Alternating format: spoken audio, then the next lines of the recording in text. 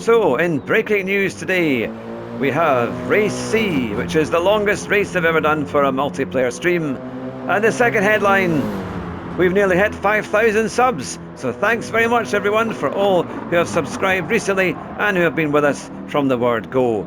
Let's get into the weekly guide.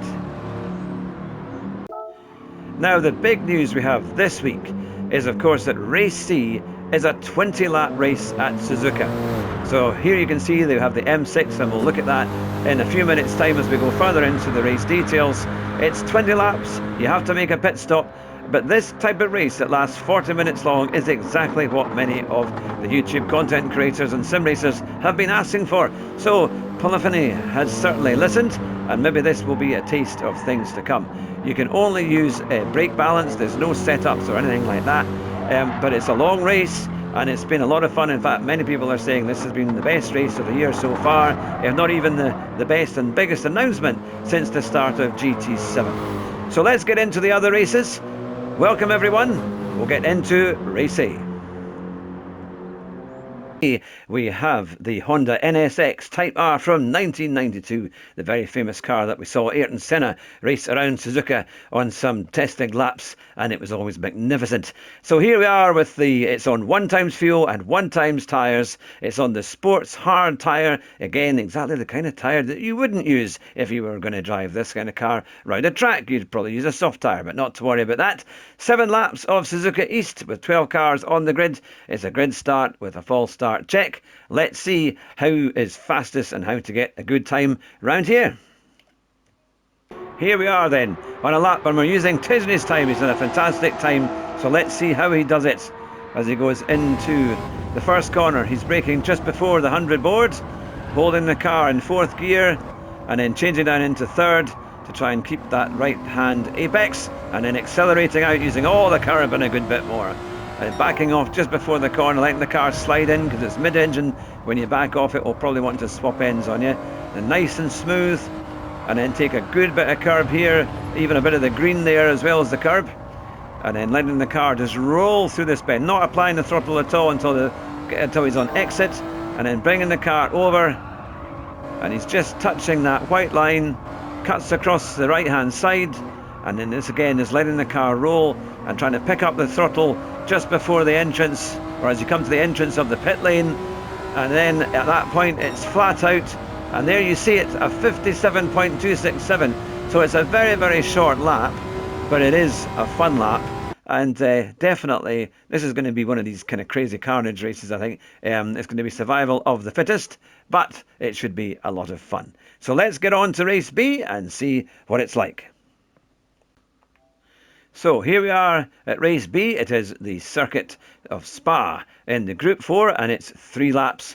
Let's get into it and see what it's like. You can do a brake balance. It's partially allowed, and you're on the racing hard tyres. It's going to be really a 3-lap sprint.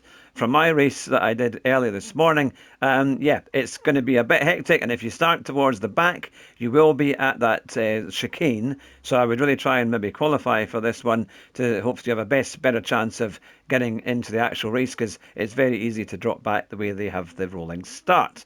So let's have a look at a quick time and get you a good lap. Right, so here we are. We are in the car of B Hensai. Is one of the fastest times out there at the moment at the time of recording, and we're coming into the first corner, and he's braking after the 100 board, so very late on the brakes, down into 2nd gear, and then accelerating out. You can see what car he's in.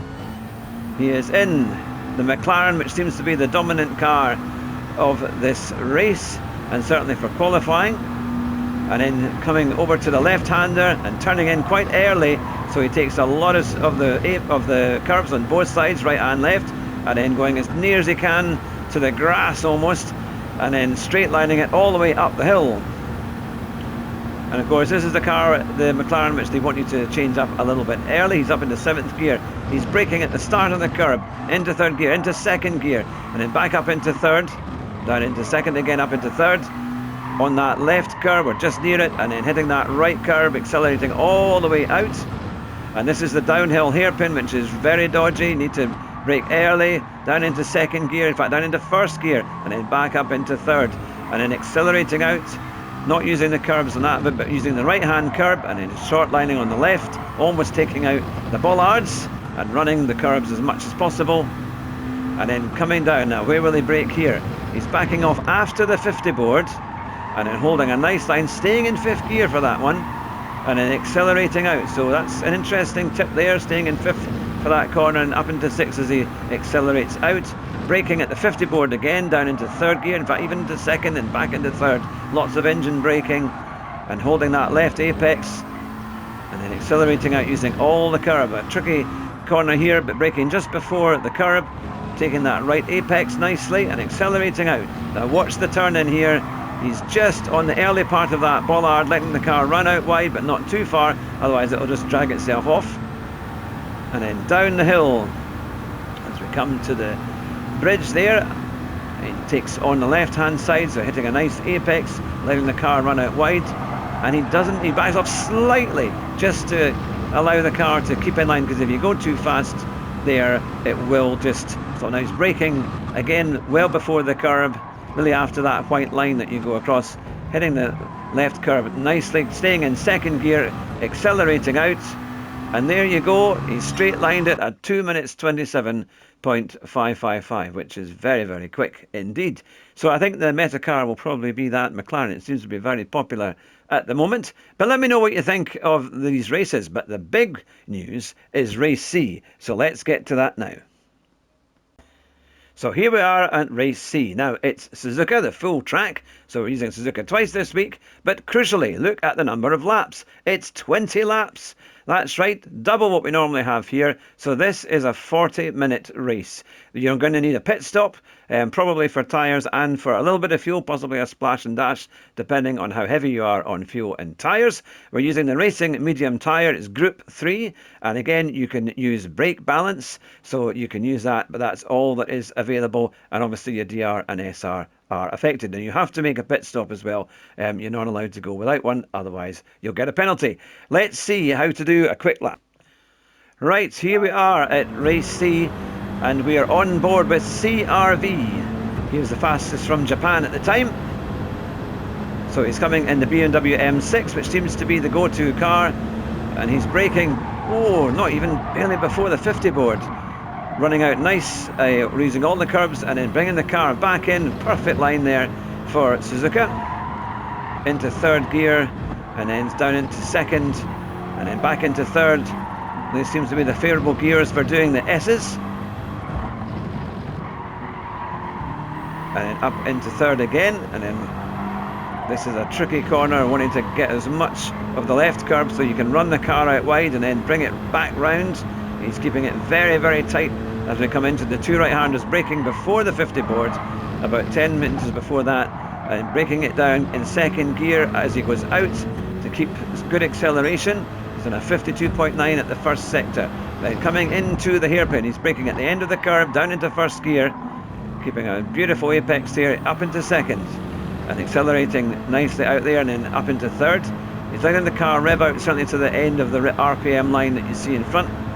And as we go round the right-hander, coming into the spoon corner, he brakes just before the 50 board, taking that left apex and letting the car out wide, down into 2nd gear to bring the car in a wee bit, and back into 3rd, accelerating out all the way, using a bit of curb, but not all of it. And then straight lining this straight at the back with a kind of slight curve.